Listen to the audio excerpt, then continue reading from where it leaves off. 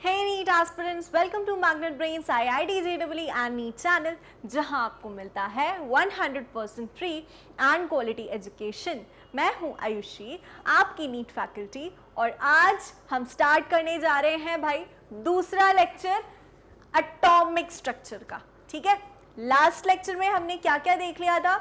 हमने एक basic overview देख लिया था भाई कि क्या क्या पढ़ने वाले हैं चैप्टर में, किस तरह से डेवलपमेंट हुई एटम के स्ट्रक्चर की जो प्रेजेंट डे एक्सेप्टेड है। ठीक है, उसके बाद हमने क्या देखा था? कैथोड रे ट्यूब एक्सपेरिमेंट, जिससे हमने इलेक्ट्रॉन की डिस्कवरी स्टडी करी थी, कुछ हद तक कैथोड रेस की प्रॉपर्टीज भी देखी थी। ठीक है, और हमने देखा था मिलिकन सॉइल ड्रॉप एक्सपेरिमेंट, जिससे क्या पता चला था भाई कि चार्ज और मास क्या है इलेक्ट्रॉन का इंडिविजुअली, है ना। क्योंकि जे थॉमसन ने क्या बताया था? चार्ज टू मास रेशियो बताई थी, लेकिन इंडिविजुअली नहीं बताया था। इंडिविजुअली किसने बताया? मिलिकन ने। ठीक है, क्लियर है? तो ये सारी चीजें हमने लास्ट लेक्चर में देखी थी। अब आज क्या पढ़ने वाले हैं? आज हम पढ़ेंगे कि प्रोटॉन की डिस्कवरी कैसे हुई। इलेक्ट्रॉन की डिस्कवरी देख ली, अब देखेंगे प्रोटॉन की डिस्कवरी कैसे हुई। फिर हम देखेंगे कि रेडियो एक्टिविटी भाई कैसे डिस्कवर हुई। ये कॉन्सेप्ट एक है, क्योंकि आगे जब हम रदरफोर्ड्स मॉडल पढ़ेंगे उसके लिए हमें समझ आना चाहिए कि रेडियो एक्टिव रेडिएशंस क्या होते हैं, इसीलिए। ठीक है, इसका इंट्रोडक्शन है। फिर है थॉमसन्स एटॉमिक मॉडल, यहाँ से हमने स्टार्ट कर दिया है थॉमसन एटॉमिक मॉडल, या जो अलग अलग मॉडल्स डिजाइन हुए थे कि एटम का मॉडल ऐसा हो सकता है, एटम ऐसा दिखता है, इस तरह से हमने मॉडल्स डिजाइन कर दिए थे। ठीक है, क्लियर बात है इतनी? तो सबसे पहला मॉडल ये है। इसके बाद हम पढ़ेंगे रदरफोर्ड्स मॉडल, जिसमें क्या देखना है? Alpha particle scattering experiment. तो वो जो अल्फा पार्टिकल है, वो अल्फा पार्टिकल क्या है भाई? एक रेडियो एक्टिव एमिशन का प्रोडक्ट है। ठीक है, तो क्या होता है वो, इसीलिए ये चीज पढ़नी जरूरी है। सही है, चलेगा इतना? ठीक है, तो आज के लेक्चर में ये सारी चीजें हम देखने वाले हैं, बने रहेंगे एंड तक हमारे साथ। बहुत ही इंटरेस्टिंग चैप्टर है, मजे आते हैं पढ़ने में यार, ऐसे कि पुरानी चीजें कैसे डिस्कवर हुई, कैसे इतना दिमाग लगाया होगा, बहुत इंटरेस्टिंग होता है जानना। ठीक है, चलो, नीट मॉड्यूल में आपका क्या क्या है? टॉपिक वाइज एक्सप्लेनेशन वीडियोस हैं, जो सबसे पहली चीज आपको मिल जाती है हर चैप्टर के हर टॉपिक का एक्सप्लेनेशन लेक्चर के फॉर्मेट में। ठीक है, फिर कॉन्सेप्ट पढ़ लिया एक बार, उसके बाद आएगा daily practice problems. Daily practice problems आपको पीडीएफ के फॉर्मेट में मिल जाते हैं, जिन्हें आपको सॉल्व करना है, ताकि आपको पता चले कि आप कॉन्सेप्ट जो पढ़ा है आपने वो अप्लाई कर पा रहे हो या नहीं। ठीक है, फिर आपको मिलती हैं सॉल्यूशन वीडियोस, और ये सारा कुछ एक्सेस करना है www.magnetbrains.com। गूगल पे टाइप करोगे, अपना कोर्स सिलेक्ट करोगे और सब कुछ आपके सामने होगा। ठीक है, तो यहाँ से आप सोल्यूशन वीडियोस से अपनी अप्रोच चेक कर सकते हो कि चीज़ें सही जा रही हैं या नहीं जा रही हैं। ठीक है, आप जिस तरह से क्वेश्चन के साथ प्रोसीड कर रहे हो वो सही तरीका है या नहीं, लाइक दैट। ओके, चलो, फिर है चैप्टर वाइज एमसीक्यूज, बहुत सारे प्रैक्टिस क्वेश्चंस हम करते हैं। प्रीवियस ईयर क्वेश्चन वीडियोस, ये सीरीज तो हर चैप्टर के बाद होती है, ताकि हम एनालाइज कर पाएँ कि पुराने सालों में क्या क्वेश्चंस हमसे पूछे गए हैं इस चैप्टर को लेकर। ठीक है, और उन्हीं पर फिर ज़्यादा स्ट्रेस करके तैयारी करें अपनी, वो होती है इफेक्टिव प्रेपरेशन। चलेगा? चलो, इतना हो गया। फिर आता है डाउट सॉल्विंग सेशन। फिर क्या आता है भाई? Doubt solving session. Doubt solving session regularly time रहते हैं, ताकि आप अपने डाउट्स हम तक पहुंचा सको, हम समझ सकें कि आपको क्या चीज़ें समझ आ रही है, नहीं आ रही है, किस हद तक चीज़ें समझ आ रही है। तो it is a 2 way interaction, है ना। चलो, आता है guidance about paper pattern, stress management, official notification. अगर आपके एनटीए जो कंडक्टिंग बॉडी है, उन्होंने किसी तरह का ऑफिशियल नोटिफिकेशन रिलीज किया है, या कोई भी चेंज अपडेट हुआ है एग्जाम के पैटर्न में, तो ये सारी चीज़ें हम आप तक पहुंचा देते हैं। ठीक है, ओके। फिर है chapter wise one shot revision. Chapter wise one shot revision में हम एक बार में पूरा चैप्टर कवर कर लेते हैं, और साथ ही साथ उसके बाद क्या, उन चीज़ों पर ज़्यादा स्ट्रेस करते हैं जो एग्जाम पॉइंट ऑफ व्यू से इंपॉर्टेंट है। ठीक है, पढ़ा हमने सब कुछ यहाँ पर है, टॉपिक वाइज जब हम पढ़ रहे थे सब कुछ कवर कर लिया था, लेकिन यहाँ पर सिर्फ उन चीज़ों पर ज़्यादा ध्यान दिया जाएगा जो एग्जाम में पूछी जाने वाली हैं। समझ आ रहा है? चलो, ठीक है। फिर ऑनलाइन टेस्ट सीरीज फाइनल चीज़, ये है आपका नीट मॉड्यूल जो आपके लिए डिज़ाइन किया है तीनों सब्जेक्ट्स के लिए। चलिए, अब स्टार्ट करेंगे डिस्कवरी ऑफ प्रोटॉन। पर प्रोटॉन की अगर हम बात करते हैं तो प्रोटॉन क्या है? एक फंडामेंटल पार्टिकल है, और प्रेजेंट कहाँ होता है, न्यूक्लियस में प्रेजेंट होता है ना। न्यूक्लियस में एटम जो है उसकी पोजीशन क्या होती है, इलेक्ट्रॉन्स तो रिवॉल्व करते हैं आसपास, लेकिन प्रोटॉन कहाँ होता है भाई, प्रोटॉन होता है न्यूक्लियस में। क्लियर बात है इतनी, चलो अब see, since negatively charged electron is an essential constituent of all atoms. Negatively charge electron का चार्ज क्या है भाई, नेगेटिव है, तो negatively charge electron is an essential constituent of all atoms. ये अभी तक हम समझ चुके हैं क्योंकि इलेक्ट्रॉन की डिस्कवरी हो चुकी है। फिर आगे, and atom as a whole is electrically neutral, और जो एटम है वो तो न्यूट्रल है। तो अगर एटम में सिर्फ इलेक्ट्रॉन्स हैं, सिर्फ और सिर्फ इलेक्ट्रॉन्स हैं, तो फिर इस पर तो नेगेटिव चार्ज हो जाएगा, लेकिन ये तो न्यूट्रल है, मतलब इस पर कोई चार्ज नहीं है। तो ये न्यूट्रल क्यों है भाई, मतलब जितना नेगेटिव चार्ज है अंदर, जितने इलेक्ट्रॉन्स है अंदर, उतना ही पॉजिटिव चार्ज भी है। न्यूट्रल तो कोई चीज तभी होती है ना जब negative is equal to positive and it makes zero, zero बना देता है कि नहीं। तो यही चीज है यहाँ पर, atom as a whole is electrically neutral, it follows that there must be some positive charge particle present in the atom, मतलब नेगेटिव पार्टिकल के साथ में कुछ पॉजिटिव पार्टिकल्स भी प्रेजेंट हैं, और उतने ही प्रेजेंट हैं या फिर उतने ही मैग्नीट्यूड का चार्ज कैरी करते हैं जितना ये कैरी करते हैं, तभी तो भाई न्यूट्रल हो पाएगा। मैग्नीट्यूड मतलब क्या होता है, साइन की बात नहीं होती है, फिर जब हम मैग्नीट्यूड की बात करते हैं ना तब साइन की बात नहीं होती है। तो अगर इलेक्ट्रॉन का charge -1.6 into 10 to the power -19 coulombs है, तो प्रोटॉन का भी इतना ही मैग्नीट्यूड का चार्ज होना चाहिए, लेकिन positive, +1.6 into 10 to the power -19 coulomb. इस तरह का कुछ इन्फ्रेंस निकाला गया, रिजल्ट निकाला गया।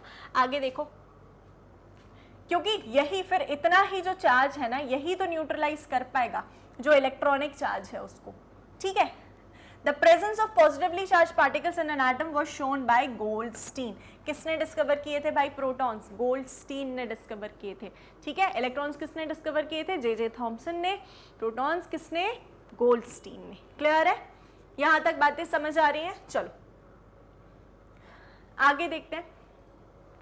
इन्होंने क्या किया कि रिपीट करा वही डिस्चार्ज ट्यूब एक्सपेरिमेंट, जिसमें cathode was shaped like a disc with a hole in the centre. अब यहाँ पर क्या ले लिया, जो कैथोड रेज हैं उनको परफोरेटेड, जो कैथोड ली है उसको परफोरेटेड ले लिया, या फिर उसमें एक सेंट्रल होल बना दिया, ठीक है। तो जो एक्सपेरिमेंट हुआ था प्रोटॉन्स की डिस्कवरी के लिए, उसमें जो सेटअप यूज हुआ था बिल्कुल वही कैथोड रे ट्यूब वाला ही था। तो एक बार हम सेटअप देख लेते हैं, ठीक है, किस तरह से था। सी, कुछ चेंजेस, स्लाइड चेंजेस थे, बहुत ज्यादा ऐसे चेंजेस नहीं थे, स्लाइड चेंजेस थे, ठीक है। तो उनको हम अभी कवर कर लेंगे।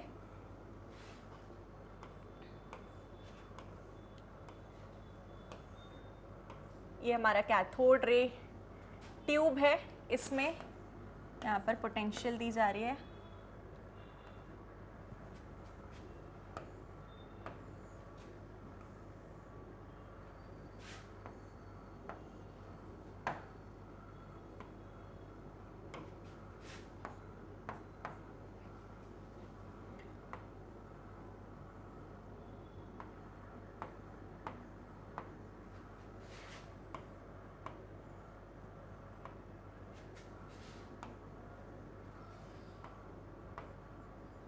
ठीक है।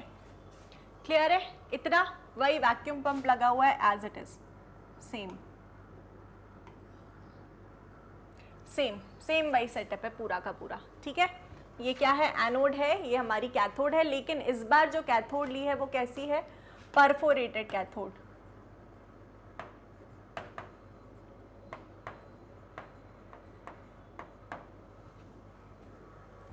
चलिए आगे देखते हैं। He repeated discharge tube experiment in which cathode was shaped like a disc with a hole in the center. Cathode में होल्स थे भाई। पिछली बार कैथोड रे ट्यूब एक्सपेरिमेंट जब हमने इलेक्ट्रॉन की डिस्कवरी के लिए लिया था, उसमें कैसे थे, उसमें एनोड परफोरेटेड ले लिया था, यहाँ पर कैथोड ले लिया है। अब ट्यूब का जो इनर सरफेस है behind cathode, it was coated with phosphor, okay, it was coated with phosphor.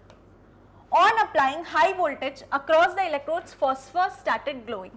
यहाँ पर अगेन कोटिंग किस चीज की कर दी थी, कैथोड के पीछे, वहां पर जब पिछला एक्सपेरिमेंट देखा था उसमें हमने कोटिंग कहाँ करी थी, एनोड के पीछे वाला ग्लास है, यहाँ पर कैथोड के जो पीछे वाला ग्लास है यहाँ पर हमने क्या कर दी थी, कोटिंग कर दी थी एक फॉस्फोरेसेंट मटेरियल की, काय की, फॉस्फोरेसेंट मटेरियल की। ये कैसा मटेरियल होता है, या आप कह लो फ्लोरेसेंट मटेरियल, लाइट एमिट करता है, कुछ भी इसको हिट करता है ना, कोई भी चार्ज पार्टिकल इस पर हिट करता है ना, तो ये क्या प्रोड्यूस करते हैं भाई, लाइट, ग्लो करने लगते हैं, ठीक है। तो अगेन कोटिंग इस तरह से थी, आगे देखो, on applying high voltage across the electrodes phosphor started glowing. यहाँ पर अब वोल्टेज कितना दिया था, जैसे कि जब हम इलेक्ट्रॉन की डिस्कवरी स्टडी कर रहे थे उसमें मेंशन था कि भाई इतना वोल्टेज है, कितना वोल्टेज था, जल्दी से कमेंट बॉक्स में बताओ कि जब हम इलेक्ट्रॉन की डिस्कवरी स्टडी कर रहे थे तो उसमें वोल्टेज कितना प्रोवाइड किया था। यहाँ पर वोल्टेज हमारा सिर्फ बोल दिया है हाई वोल्टेज है, क्या बोल दिया है, हाई वोल्टेज है, मैग्नीट्यूड नहीं बताया, ठीक है, हाई वोल्टेज है। चलो आगे, तो जैसे ही हमने करंट प्रोवाइड किया या फिर यहां से पोटेंशियल प्रोवाइड किया तो फिर लाइट ग्लो करने लगी कैथोड के पीछे, ध्यान रखेंगे ये चीज, ठीक है। चलो अगली बात, since the phosphor was placed where the electron beam could not reach, it follows that something was moving through the hole in the cathode। अब देखो कैथोड रेज कैसे ट्रैवल करती हैं, कैथोड रेज का ट्रैवलिंग डायरेक्शन हमें क्या पता है भाई, कि कैथोड से एनोड, ये कैथोड है तो इससे जो रेज निकल रही हैं वो तो इस डायरेक्शन में ट्रैवल कर रही हैं, वो ऐसे तो जाएंगी नहीं, ऐसे पीछे तो जाएंगी नहीं कि कैथोड रेज ऐसे ट्रैवल करने लगी और फिर यहाँ पर फॉस्फोरेसेंस प्रोड्यूस कर रही है, नहीं, ये चीज तो होने नहीं वाली है ना। तो इसका मतलब क्या है कि कैथोड रेज तो ऐसे ही ट्रैवल कर रही है, डायरेक्शन ऑफ कैथोड रेज तो यही है, सी, कैथोड से एनोड है डायरेक्शन, यहां पे मैं बना दे रही हूं,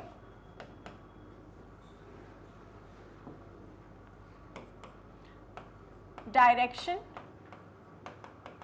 ऑफ कैथोड रेज।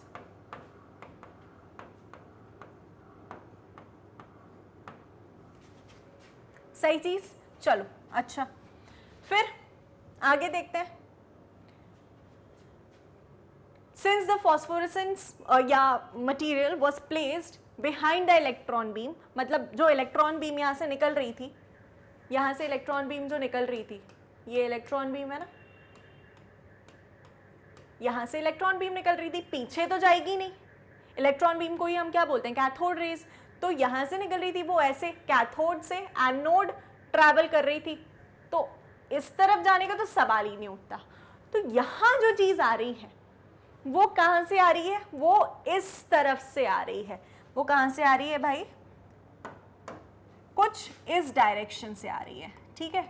अब वो चीज है क्या जो यहां से निकलकर यहां तक पहुंच करके फॉस्फोरेसेंस क्रिएट कर रही है, समझेंगे जानेंगे अभी, देखो ठीक है। चलो ओके,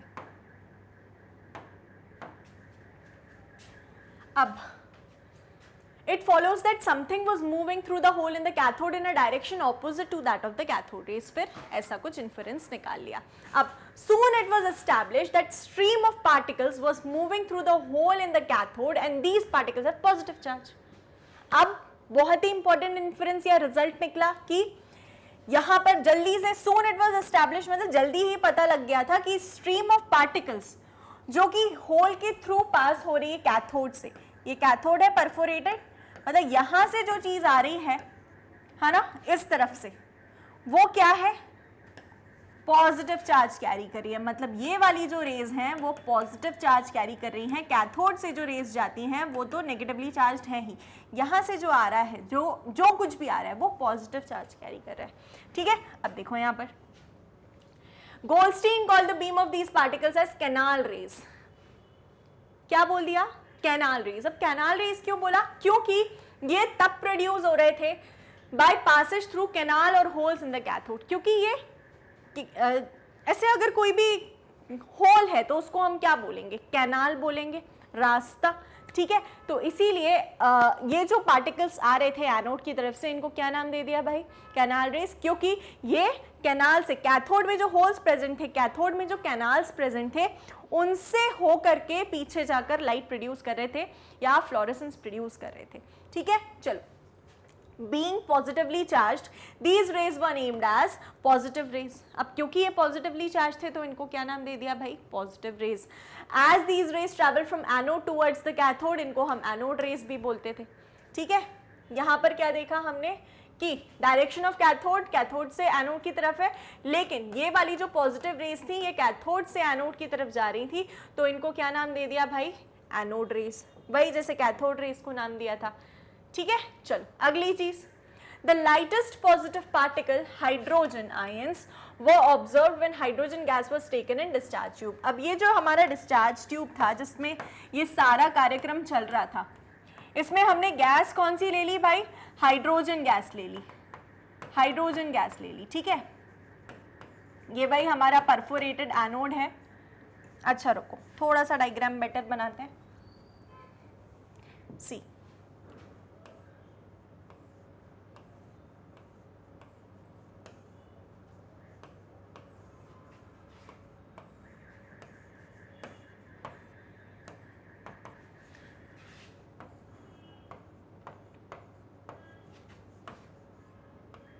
यहां पर जो गैस फिल थी ना वो कौन सी थी, हाइड्रोजन गैस।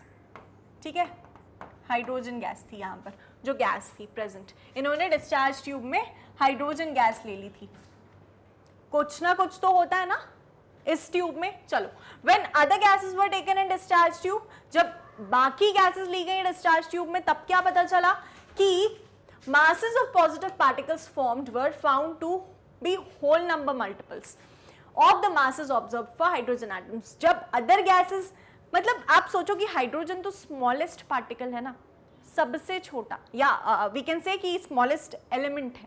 ठीक है, अब बाकी जो गैसेस हैं वो इसके मास के तो कुछ ज्यादा ही होंगी, डबल होंगी, ट्रिपल होंगी, इस तरह से, तो वही चीज बोली है। ठीक है, चलो यहाँ पर देखते हैं, दिस सजेस्टेड कि जो पॉजिटिवली चार्ज पार्टिकल्स हैं बाकी गैसेस के, वो क्लस्टर्स ऑफ हाइड्रोजन एटम्स के बने हुए हैं, ऐसे करके। ठीक है, चलो, since hydrogen ion was the lightest of all the particles, it seemed likely that all the gases and all matter in fact were made up of combination of particles of hydrogen। Positively charged particle obtained from hydrogen thus seemed to be fundamental particle। लेकिन ये बना कैसे, निकला कैसे ये? अब आप खुद से सोचो कि यहाँ पर जो गैस हमने ली है या जो एयर मॉलिक्यूल्स हैं वो क्या कर रहे हैं, उससे हम पास करवा रहे हैं, कैथोड रेज भी तो वहीं से निकल रही है ना। Origin of positive rays like cathode rays, anode rays are also formed in the discharge tube। discharge tube में ही बनती हैं। The cathode rays knock off electrons from atoms of the gas present in the tube। मतलब जो हमने gas ली थी, यहाँ पर hydrogen gas ली थी, है ना, उससे अगर इलेक्ट्रॉन्स नॉक ऑफ हो गए हैं, इलेक्ट्रॉन अगर निकल गया है, मतलब H प्लस बचा है, सिर्फ और सिर्फ H प्लस बचा है, इससे अगर हम इलेक्ट्रॉन निकाल देंगे, हाइड्रोजन गैस से अगर इलेक्ट्रॉन निकाल देंगे बेटा, है ना, इलेक्ट्रॉन निकल गया तो क्या क्या बचा, केवल H प्लस बचा। ये जो H प्लस है ये हो गया पॉजिटिव, कुछ पॉजिटिव पार्टिकल, और ये रहे इलेक्ट्रॉन्स। तो ध्यान से समझो, कैथोड रेज जब पास हो रही थी, यहाँ से निकल रही थी, तो आयोनाइज कर देती है ना एटमॉस्फेयर। यही चीज हमने प्रॉपर्टीज ऑफ कैथोड रेज में पढ़ी थी कि they ionise the gas through which they pass, उससे इलेक्ट्रॉन्स निकाल देती हैं। इलेक्ट्रॉन्स निकल गए मतलब पॉजिटिव स्पीशीज क्रिएट हो गई फ्रॉम एटम्स टू और the gas present in the tube forming ions. तो भाई आयन बन गया। अब ये जो आयंस है बीइंग पॉजिटिवली चार्ज्ड है ना, प्लस चार्ज है, तो नेगेटिव की तरफ ही तो अट्रैक्ट करेंगे। ठीक है, पॉजिटिव है भाई, इसीलिए नेगेटिव की तरफ अट्रैक्ट करेंगे। तो ऐसे ट्रैवल कर रहे थे, इस डायरेक्शन में ट्रैवल कर रहे थे, और इन्हीं को हमने एनोड रेज बोल दिया था। These ions being positively charged move towards the negatively charged cathode। भाई unlike पॉजिटिव नेगेटिव एक दूसरे को अट्रैक्ट करते हैं। However, unlike cathode rays, ये जो पॉजिटिव पार्टिकल्स हैं जिनमें पॉजिटिव रेज प्रेजेंट हैं, ये अलग अलग होता है डिपेंडिंग ऑन द नेचर, जबकि कैथोड रेज के नेचर में कोई चेंज नहीं आता था, ठीक है। चलो अब प्रॉपर्टीज क्या है इन पॉजिटिव रेज की समझते हैं। देखो, anode rays travel in straight lines and cast shadows, वही जैसे हमने कैथोड रेज का स्टडी किया था नेचर, कि अगर एनोड रेज के पाथ में हम कोई पार्टिकल रख देते हैं, सिर्फ एनोड रेज के पाथ में, कैथोड नहीं, तो उसकी शैडो बनेगी, ठीक है। इससे क्या पता चलता है कि ये स्ट्रेट लाइन में ट्रैवल करते हैं। डन। चलो अगली चीज, these raise affect the photographic plate, again जैसे बाकी लाइट और कैथोड रेज अफेक्ट करते हैं वैसे ये भी। अगली चीज, कैथोड रेज की तरह ही ये रेज रोटेट कर देती हैं paddle wheel placed in their path, मतलब ये भी मटेरियल पार्टिकल्स से बनी हुई हैं, ठीक है, ये भी मटेरियल पार्टिकल्स से बनी हुई हैं और मैकेनिकल इफेक्ट प्रोड्यूस कर रही हैं, प्रोड्यूस मैकेनिकल इफेक्ट।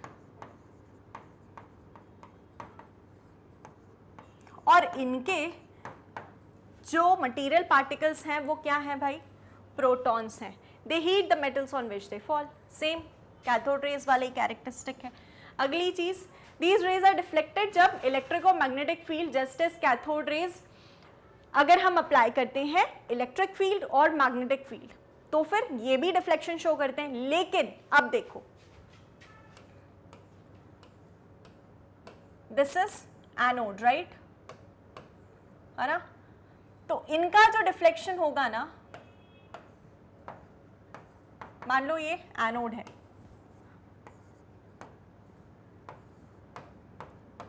इनका जो डिफ्लेक्शन होगा बेटा, यहाँ पर अगर पॉजिटिव मेटल प्लेट है, यहाँ पर नेगेटिव मेटल प्लेट है, तो इनका डिफ्लेक्शन किस तरफ होगा, अब ऑपोजिट। कैथोड रेज तो यहाँ डिफ्लेक्ट करेंगी, लेकिन एनोड रेज कहाँ डिफ्लेक्ट करेंगी, क्योंकि ये पॉजिटिव है,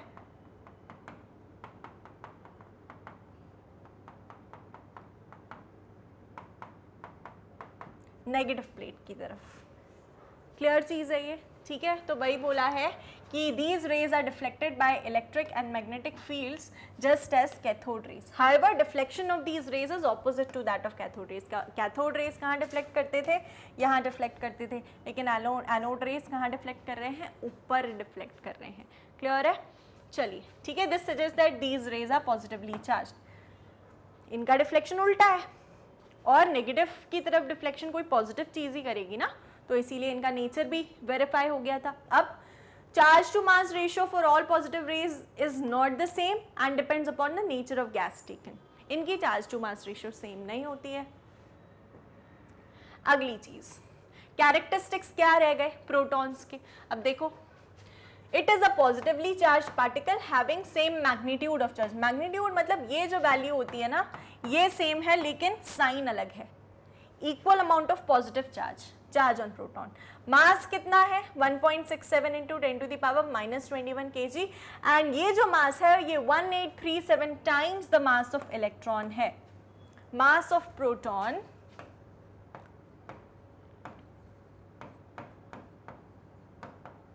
is 1837 times mass of electron। ठीक है, मास की बात हो रही है, सही चीज। चलो, number of protons neutral atom में किसके बराबर होते हैं, नंबर ऑफ इलेक्ट्रॉन्स के बराबर होते हैं। तभी एक atom as a whole electrically neutral होता है कि जितना अमाउंट ऑफ नेगेटिव चार्ज है उतना ही अमाउंट ऑफ पॉजिटिव चार्ज होना चाहिए। ठीक है, चलो, number of protons in an atom is called its atomic number. इस पर तो बहुत ही अच्छे से बात करनी है क्योंकि इससे क्वेश्चंस निकल कर आते हैं। ठीक है, तो ये जो है नंबर ऑफ प्रोटॉन्स एक एटम में, वो इक्वल टू एटॉमिक नंबर होता है ना। Number of protons equal to atomic number होता है। नंबर ऑफ इलेक्ट्रॉन्स हम नहीं देखते हैं क्योंकि, हालांकि न्यूट्रल एटम में देख लेंगे इलेक्ट्रॉन्स भी, क्योंकि न्यूट्रल एटम में number of electrons equal to number of protons होगा। लेकिन अगर आयन है, मान लो पॉजिटिव आयन है तो इलेक्ट्रॉन्स कम हो जाएंगे, और अगर नेगेटिव आयन है तो इलेक्ट्रॉन्स ज़्यादा हो जाएंगे। तो एटॉमिक नंबर चेंज थोड़ी करता है ऐसे, इसीलिए उस पर रुक कर बात करेंगे अच्छे से। ठीक है, अब E/m रेशियो ऑफ प्रोटॉन क्या है, charge to mass ratio 9.58 into 10 to the power 4 coulombs पर ग्राम। ठीक है, चलो अगली चीज, 1 मोल प्रोटॉन्स पर चार्ज कितना होगा, 96500 कूलम्स, और 1 मोल इलेक्ट्रॉन्स पर चार्ज कितना होता है ये आपको पता है, ठीक है। चलिए डन, कैरेक्टरिस्टिक्स ऑफ प्रोटॉन, ठीक है। अब फाइनली प्रोटॉन जो है एक ऐसा सब एटॉमिक पार्टिकल है जिसका चार्ज इतना है, मास इतना है, विच इज, और ये जो मास है ये 1837 times the mass of an electron है। एक इलेक्ट्रॉन का जो मास होता है उससे 1837 टाइम्स है, ठीक है, उससे ज्यादा है। प्रोटॉन किसने डिस्कवर किया था या किस में डिस्कवर हुआ था, एनोड रे एक्सपेरिमेंट में डिस्कवर हुआ था बाय गोल्डस्टीन, ठीक है। उन्होंने एनोड रेज डिस्कवर किए थे। Anode rays are nothing but some positively charged particles, और इसीलिए पता है हाइड्रोजन आयन को हम प्रोटॉन बोलते हैं। हाइड्रोजन आयन को ही हम क्या बोलते हैं, प्रोटॉन बोलते हैं। आपने काफी जगह सुना होगा, है ना, प्रोटॉन डोनर। प्रोटॉन डोनर मतलब क्या होता है, H+ आयन डोनर। क्लियर है, चलिए आगे समझते हैं। Okay, atoms of some elements for example uranium and radium are unstable. अच्छा, अब आ गया है कॉन्सेप्ट भाई रेडियो एक्टिविटी का। यहाँ तक हमने क्या स्टडी कर लिया था, प्रोटॉन्स कैसे डिस्कवर हुए थे और उनकी क्या क्या कैरेक्टरिस्टिक्स हैं, ये सारी चीज़ें हमने देख ली। अब आता है कॉन्सेप्ट रेडियो एक्टिविटी का, ठीक है। तो रेडियो एक्टिविटी एक बहुत ही इंपॉर्टेंट कॉन्सेप्ट है जो कि हमारे पीरियोडिक टेबल में कुछ एलिमेंट्स हैं वो शो करते हैं, एग्जिबिट करते हैं, तो स्टडी करते हैं। चलो, डिस्कवरी ऑफ रेडियो एक्टिविटी।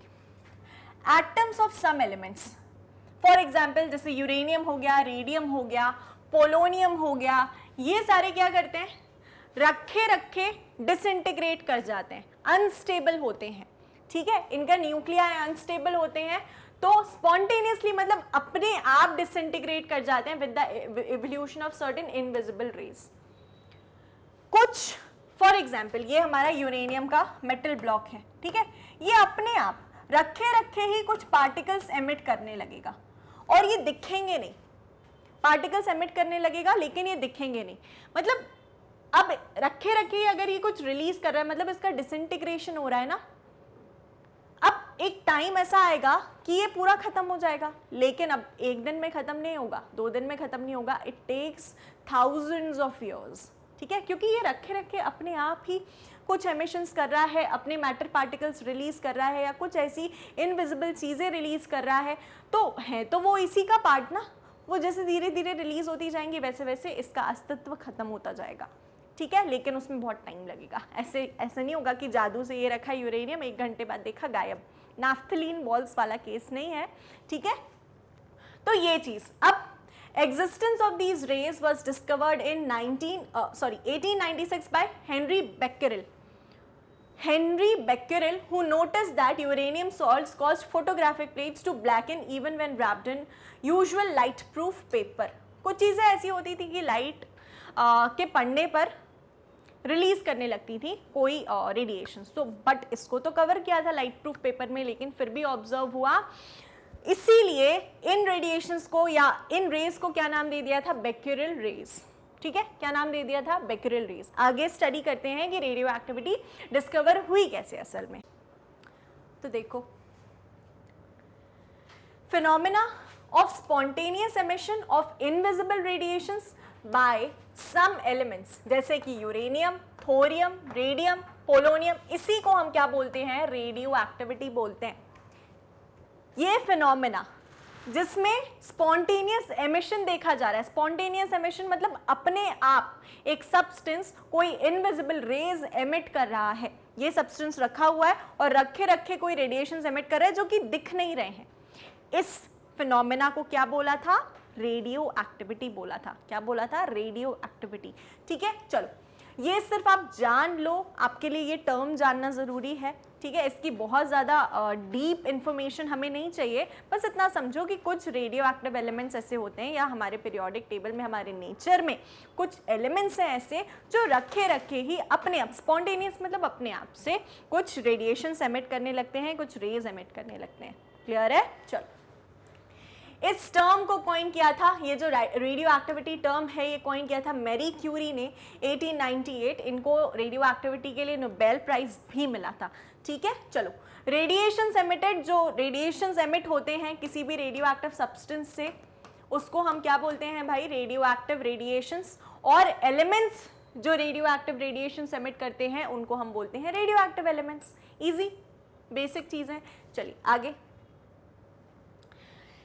ये इंपॉर्टेंट है जानना कि radioactivity of an element is not affected by chemical combination. That is, एक radioactive element radioactivity तब भी एग्जिबिट करेगा जब वो अपने फ्री एलिमेंटल फॉर्म में है या फिर कंपाउंड फॉर्म में है। अगर यूरेनियम का या कोई भी और रेडियो एक्टिव एलिमेंट का कोई कंपाउंड है तब भी वो रेडियो एक्टिविटी एग्जिबिट करेगा, तब भी वो कुछ रेडिएशन एमिट करेगा, वो कंपाउंड, ठीक है। और फ्री एलिमेंटल फॉर्म में है तब भी एमिट करेगा, मतलब ये उसका नेचर ही है कि रेडिएशंस एमिट करने हैं, ठीक है। चलो, अब मैडम क्यूरी जो थे, इन्होंने देखा कि पिच ब्लेंड, ये पिच ब्लेंड क्या है, ये एक ओर है यूरेनियम का। पिच ब्लेंड क्या है, यूरेनियम का ओर है। जैसे मैग्नेटाइट जो है वो हमारे आयरन एलिमेंट का ओर है ना, सिमिलरली पिच ब्लेंड यूरेनियम का ओर है। लेकिन अब उन्होंने क्या देखा कि जो यूरेनियम है वो जितनी रेडियो एक्टिविटी शो करता है उससे कई ज़्यादा रेडियो एक्टिव फिनोमेना उसका ओर शो कर रहा है, ठीक है। तो ये मैडम क्यूरी ने क्या ऑब्जर्व किया कि जो पिच ब्लेंड है वो ज़्यादा रेडियो एक्टिविटी शो कर रहा है दैन एक्सपेक्टेड। जो यूरेनियम कंटेंट यूरेनियम ओर में था, अब ओर में क्या होता है भाई, एक तो एलिमेंट जो होता है वो होता है, साथ ही साथ और सारे कंपाउंड्स प्रेजेंट होते हैं, गेइंग पार्टिकल्स प्रेजेंट होते हैं। तो उन्होंने देखा कि यूरेनियम की कैपेसिटी तो इतनी रेडियो एक्टिविटी तो वो नहीं कॉज करता है, ज़्यादा हो रही है। तो फिर स्टडी किया उस कंपाउंड को या उस ओर को, तो क्या पता चला, she therefore looked for other radioactive elements in uranium ore. In 1896 Marie Curie and Perry was his husband, like her husband, और इन्होंने डिस्कवर किया कि दो नए रेडियो एक्टिव एलिमेंट्स और प्रेजेंट है उस ओर में, radium and polonium pitch blend में। अब सही बात है कि अगर एक रेडियो एक्टिव एलिमेंट की कैपेसिटी जितनी होती है उससे ज़्यादा रेडिएशन एमिट हो रहे हैं, मतलब उस ओर यूरेनियम ओर में और ज़्यादा रेडियो एक्टिव एलिमेंट्स प्रेजेंट हैं, और वो क्या थे, रेडियम और पोलोनियम। क्लियर है। तो दोनों ही radium and polonium were found to be more radio active than uranium, तभी तो इतने ज़्यादा रेडिएशन एमिट हो रहे थे, ठीक है। In fact radium is a million times more radio active than uranium. बताओ, ठीक है, क्लियर है इतनी चीज़। चलो आगे देखेंगे, डिस्कवरी ऑफ रेडियो एक्टिविटी में nature of radio active radiation, किस तरह से क्या नेचर होता है इन रेडियो एक्टिव रेडिएशंस का, तो समझते हैं। See, the invisible rays emitted by radioactive elements consist of 3 different types of radiations। ये जो इनविजिबल रेज emit हो रहे थे इस पर्टिकुलर रेडियो एक्टिव एलिमेंट से, ये 3 तरह की थी। क्या थी भाई, 3 तरह की थी। और कौन कौन सी थी अभी देखते हैं। 3 तरह के radiations. A small piece of radio active substance was placed in a thick lead box. ठीक है, इसको स्टडी करने के लिए क्या किया कि लेड बॉक्स ले लिया। अब लेड जो है ना, ये क्या करता है, लेड बॉक्स जो है भाई, ये क्या करता है कि रेडियो एक्टिव रेडिएशंस को एब्जॉर्ब कर लेता है। क्या करता है, एब्जॉर्ब, या आप कह लो कि निकलने नहीं देता किसी और जगह से, इस तरह से समझ लो।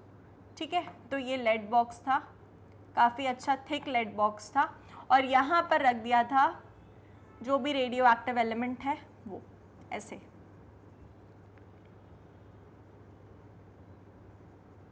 ये हमारा रेडियो एक्टिव एलिमेंट रखा हुआ है।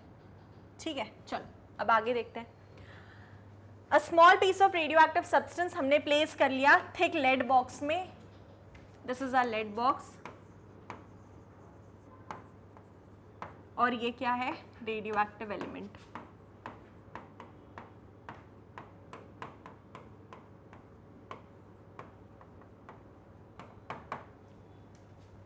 चलो आगे, हैविंग अ स्मॉल ओपनिंग, तो वो स्मॉल ओपनिंग मैंने बनाई है।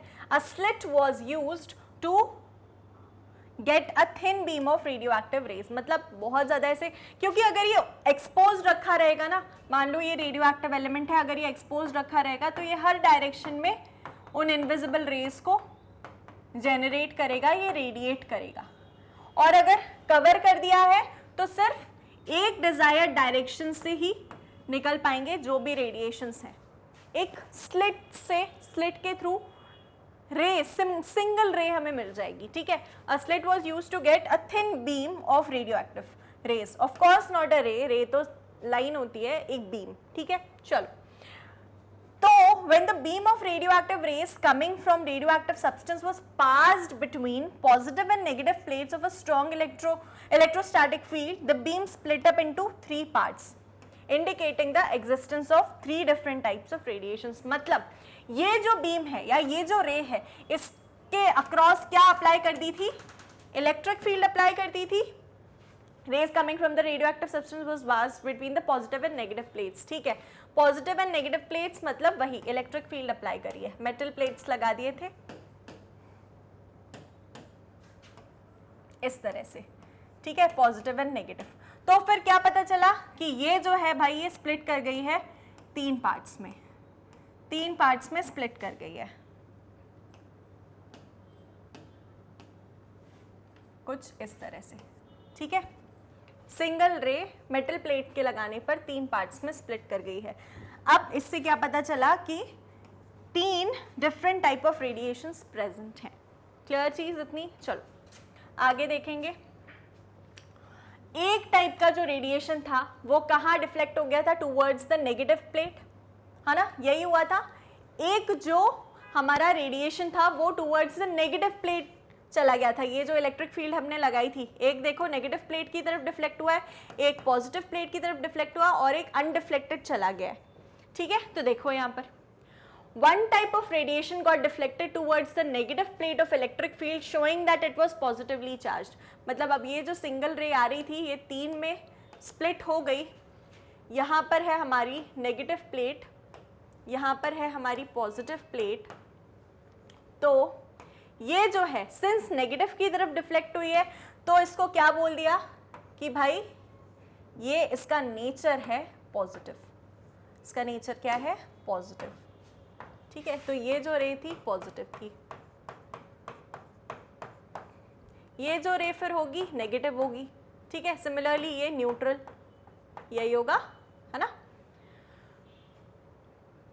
इस पॉजिटिव चार्ज प्लेट को या जो नेगेटिव चार्ज प्लेट की तरफ डिफ्लेक्ट हुआ था, one type of radiation got deflected towards the negative plate of electric field showing that it was positively charged. The positively charged radiation is called as alpha radiation या alpha particle. इसको क्या बोल दिया था भाई कि ये क्या है? अल्फा पार्टिकल है, ठीक है। अगली चीज, second type of radiation got deflected towards the positive plate of the electric field indicating that it is negatively charged और इसको दे दिया था नाम बीटा पार्टिकल। ये क्या हो गया था? Beta particle. और जो अनडिफ्लेक्टेड गई थी, डिड नॉट डिफ्लेक्ट, उनको दे दिया था नाम गामा पार्टिकल। तो ये जो है 3 तरह के रेडिएशंस हैं जो रिलीज होते हैं जब भी कोई रेडियो एक्टिव सब्सटेंस एमिट करता है। क्या क्या एमिट करता है? कुछ भी रेडियो एक्टिव रेडिएशंस वही हैं, ये अल्फा रेडिएशन या अल्फा पार्टिकल, बीटा रेडिएशन या beta particle and gamma radiation या गामा पार्टिकल। क्लियर है? ये 3 एमिशंस देखे हमने। चलो आगे। After the discovery of electrons and protons, J.J. Thomson tried to explain the arrangement of electrons and protons within the atom. अब अगली चीज जो हम पढ़ने वाले हैं ये है थॉमसन्स मॉडल, ठीक है। क्या देख लिया हमने? रेडियो एक्टिविटी स्टडी कर ली। क्या स्टडी कर लिया भाई? रेडियो एक्टिविटी स्टडी कर ली। और रेडियो एक्टिविटी में ही हमने देखा कि एक जो पार्टिकल है वो या एक जो रेडियो एक्टिव सब्सटेंस है वो सिंगल रे जो एमिट कर रहा था, इलेक्ट्रिक फील्ड लगाने पर उसने 3 अलग अलग रे, सेम रे जो है वो 3 अलग अलग में डिवाइड हो गई, alpha, beta and gamma. Clear चीज इतनी? तो अब इसके बाद पता चल गया कि यही होते हैं रेडियो एक्टिव रेडिएशंस।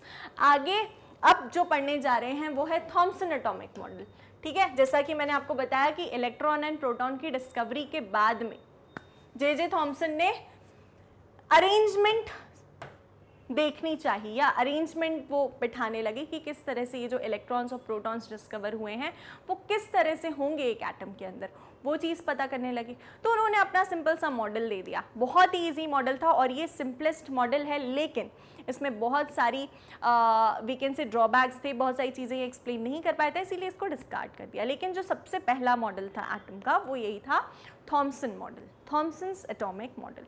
क्लियर है? चलो ठीक है।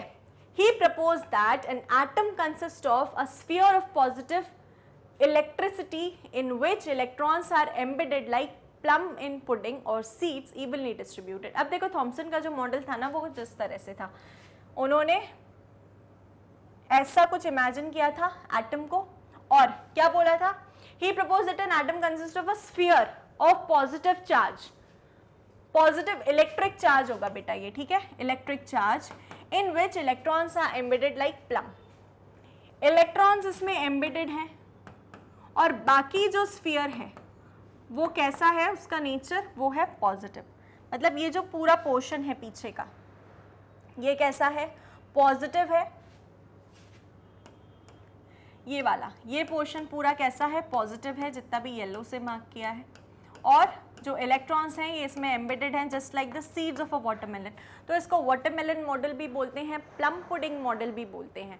ठीक है, क्या है इसमें, पूरा जो एटम है वो स्फीयरिकल है, स्फीयर शेप का है, और इलेक्ट्रॉन्स जो है, इलेक्ट्रॉन्स की पोजीशन उन्होंने क्या बताई कि ये जो पूरा स्पेस है ये पॉजिटिव चार्ज है और उसमें इलेक्ट्रॉन्स एम्बेडेड हैं जस्ट लाइक जैसे सीड्स एम्बेडेड होते हैं वाटरमेलन में. जैसे सीड्स प्रेजेंट होते हैं ना, तो सीड्स को आप क्या मान लो, इलेक्ट्रॉन, और जितना भी रेड वाला पोर्शन है वाटरमेलन का वो क्या है, पॉजिटिव पार्ट. क्लियर चीज. तो ये इन्होंने बताया था अपना Thomson atomic model, very easy. ठीक है, चलो. He proposed that atom consists of a sphere of positive charge in which electrons are embedded like plum in pudding या seeds evenly distributed in red spongy mass of watermelon. या watermelon का जो red spongy mass होता है, red part होता है, उसमें seeds embedded है. क्लियर चीज इतनी. चलो. Radius of the sphere is of the order of 10 to the power minus 8 centimeter. Radius क्या बताया, 10 to the power minus 8 centimeter, which is equal to the size of atom. और electron का radius कितना था, याद आ रहा है? जल्दी से कमेंट बॉक्स में बताओ कि इलेक्ट्रॉन का रेडियस हमने कितना स्टडी किया था. ठीक है, चलिए. तो ये जो मॉडल है ये कुछ एक्सपेरिमेंटल फैक्ट सेटिस्फाई नहीं कर पाया था, बहुत ही इनकम्प्लीट था, इसीलिए इसको क्या कर दिया, डिस्कार्ड कर दिया. क्लियर है, ये एक्सेप्ट नहीं हुआ था. तो बहुत ही इजी सा मॉडल था, ये चीज़ हमने देख ली. सबसे पहला मॉडल था. अब जो हम पढ़ने वाले हैं वो होगा रदरफोर्ड्स मॉडल ऑफ एटम. क्या पढ़ने वाले हैं, रदरफोर्ड्स मॉडल.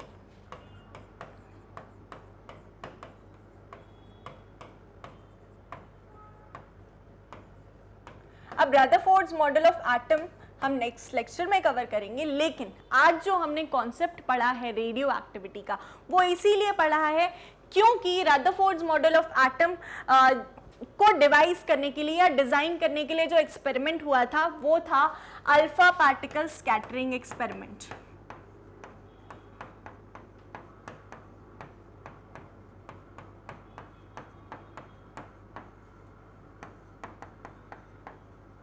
ठीक है, अब फिर यहाँ पर वर्ड आ जाता बेटा अल्फा पार्टिकल. तो आपको समझ ही नहीं आता कि क्या है अल्फा पार्टिकल, कैसा है. ठीक है, तो इसीलिए आपको कॉन्सेप्ट बताया रेडियो एक्टिविटी का. क्लियर चीज है इतनी. चलो, तो ये वाला अब हम नेक्स्ट लेक्चर में कवर करेंगे. आज के लेक्चर के लिए सिर्फ इतना ही, और कोई भी कंटेंट आपको एक्सेस करना हो, कुछ भी देखना हो, सीधे magnetbrains.com पर जाएंगे एंड आप अपना कंटेंट एक्सेस कर सकते हो, चाहे वो आपकी बोर्ड्स की प्रेपरेशन का हो या फिर कॉम्पिटिटिव एग्जाम्स की प्रेपरेशन का हो. ठीक है, क्लियर चीज़ है इतनी. मैग्नेट ब्रेन्स एक ऐसा प्लेटफॉर्म है जहां पर सभी कोर्सेज, ये सारे कोर्सेज बिल्कुल 100% फ्री ऑफ कॉस्ट आपको प्रोवाइड किए जाते हैं और क्वालिटी के साथ कोई कॉम्प्रोमाइज़ नहीं है. क्लियर चीज़. चलो ठीक है, अब जो भी आपको देखना है तो वॉच नाउ पर टैप करोगे, इस तरह से आपके सामने विंडो ओपन हो जाएगा जिसमें टॉपिक वाइज एक्सप्लेनेशन वीडियोस हैं, डेली प्रैक्टिस प्रॉब्लम्स हैं, चैप्टर वाइज एमसीक्यूज हैं, प्रीवियस ईयर क्वेश्चंस हैं. ये सारी की सारी चीज़ें आपको सिंगल विंडो में मिल जाएंगी. बिल्कुल कहीं जाने की ज़रूरत नहीं है, कोई परेशान होने की ज़रूरत नहीं है. टैप करोगे वॉच नाउ पर, अपना सिलेक्टेड जो भी चैप्टर है उस पर टैप करना, इस तरह से लिस्ट आ जाएगी जितना भी हमने कवर किया है. वॉच नाउ पर टैप करोगे तो आपके सामने वीडियो ओपन हो जाएगा. आराम से देखो, एंजॉय करो, पढ़ो अच्छे से. ठीक है, तो और ये जितनी भी वीडियोस है ना बेटा, ये सारी की सारी फ्री हैं. जो भी डीपीपीज आपको मिलते हैं, जो भी डीपीपी सॉल्यूशंस आपको मिलते हैं, सभी कुछ एकदम फ्री ऑफ कॉस्ट है, किसी भी तरह का चार्ज नहीं है. ठीक है, as we say that it is 100% free of course. कोई भी आप कोर्स स्टडी कर रहे हो पूरा फ्री ऑफ कॉस्ट है, आपसे किसी भी तरह का सब्सक्रिप्शन नहीं लिया जाएगा, ठीक है। तो अपने फ्रेंड्स को बताएंगे, रिलेटिव्स सभी को, ताकि वो भी इस अपॉर्चुनिटी का एडवांटेज ले सकें। क्लियर है? चलो ठीक है, लाइक शेयर सब्सक्राइब करेंगे। मिलते हैं अब अगले लेक्चर में। Thank you.